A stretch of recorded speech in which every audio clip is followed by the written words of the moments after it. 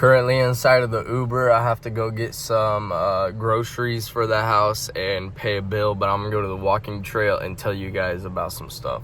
All right, so I'm in the grandma mobile and I'm going to the grocery store, but I need to tell you guys about Oklahoma medical Zaza marijuana, THC. You know what I'm saying? They just assume because there's weed everywhere, so we assume if they got it in Cali, you know, we got weed here, it's probably like pretty much the same.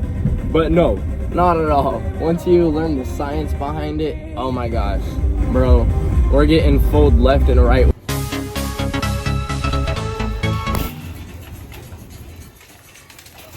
That didn't work.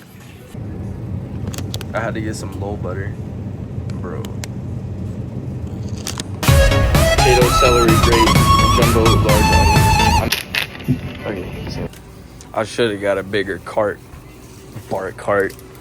Alright, so Bart Cart here to tell you the truth of Oklahoma marijuana. I started as a stoner in Europe. I came back to my home state of Oklahoma and got my medical card, so I've just dug in it all, you know. And one, we have the most dispensaries in any state, and I know that as a fact. But growing licenses, I don't know if we've given them most, because it also depends on like how big your state is.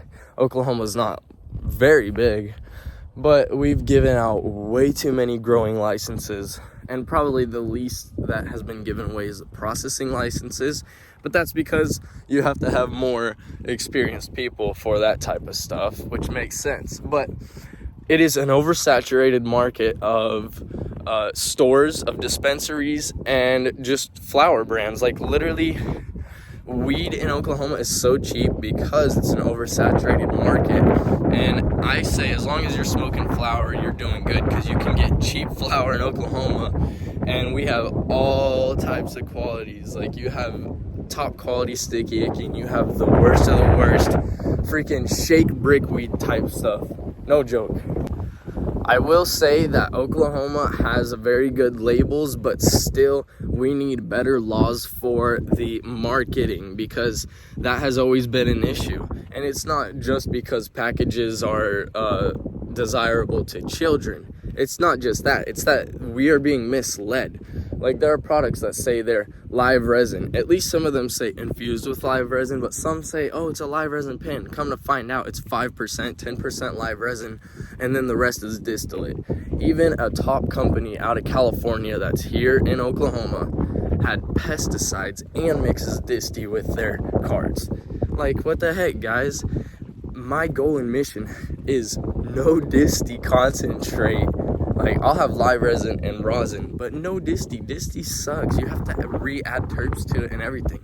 So, no distillate, but Oklahoma is a booming distillate market with so many products.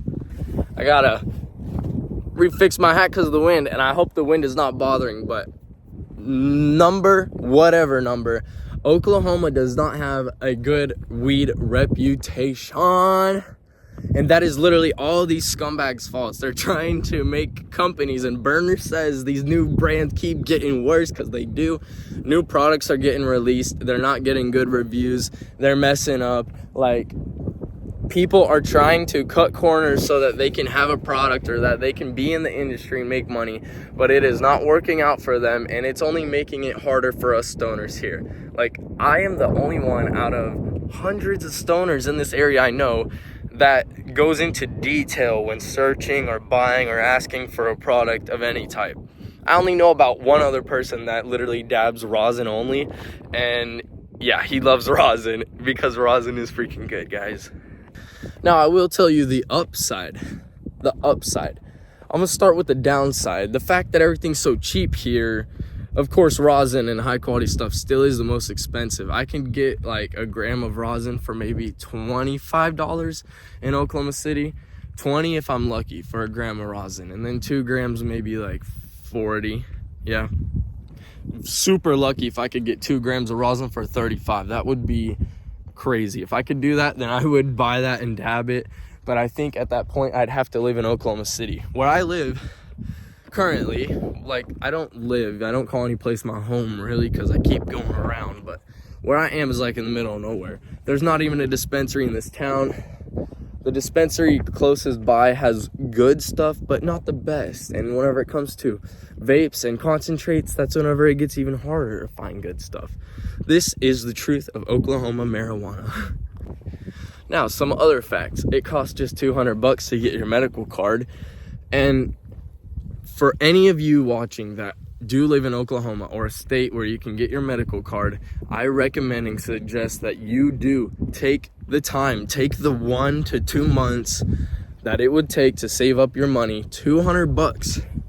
If you have insurance in Oklahoma, like Sooner Care, health insurance, then it's only $125, but still, that's a rare case. I got lucky, Sooner Care, but literally it is worth it, because the reason why this is here is it's not because they wanted Oklahoma to be full of stoners.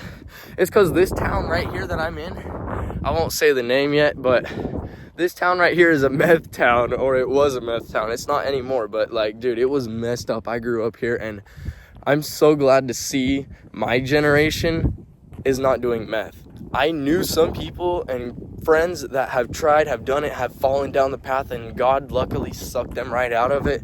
And they might just be using a little weed here and there now.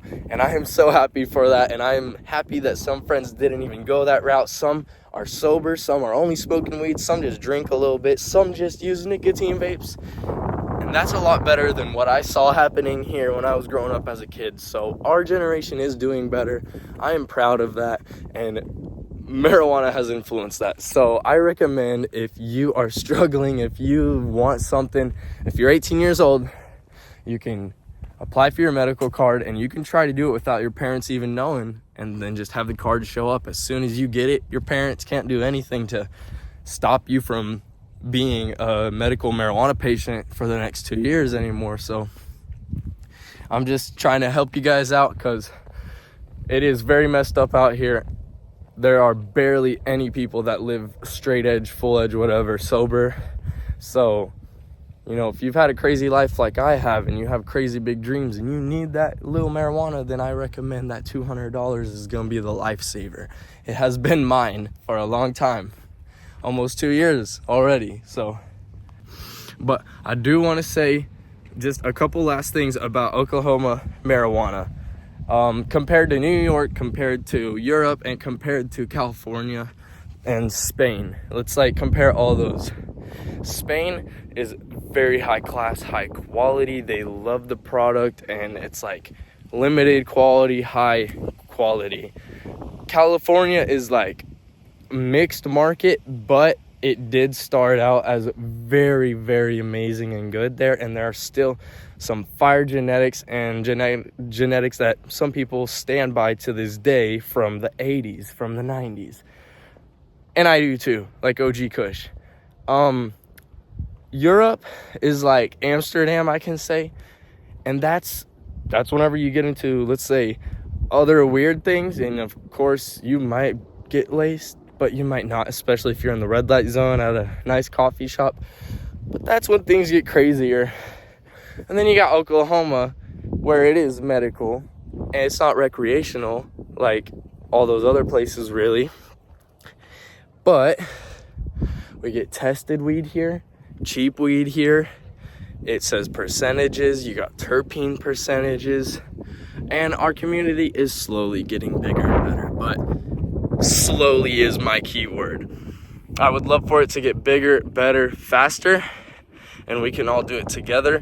I'm gonna stop ranting now. I'm gonna go home and smoke my okay MJ, and I'll talk to you guys later. Bye bye.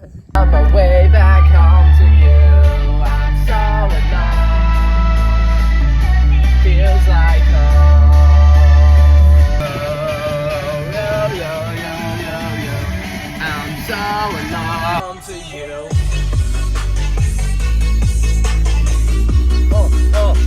Slim Shady in the club. So that's my old house.